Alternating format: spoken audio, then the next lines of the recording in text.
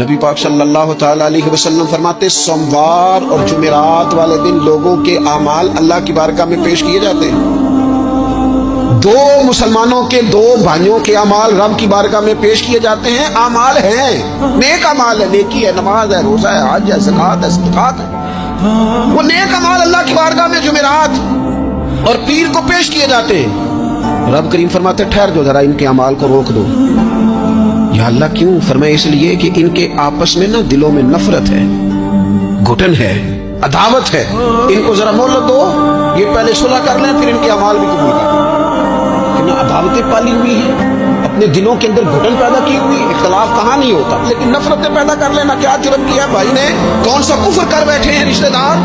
کون سی ایسی بات نکل گئی ہے جو زندگی کے ناطے توڑ کے بیٹھتے ہیں؟ رب کہتا نہیں قبول ہو گیا، ابھی اس کے اعمال روک دو جب تک یہ آپس میں صلح نہ کر لیں۔ اور میں اس لیے کہ ان کے آپس میں نا دلوں میں نفرت ہے، گھٹن ہے، عداوت ہے، ان کو ذرا مہلت دو، یہ پہلے صلح کر لیں پھر ان کے اعمال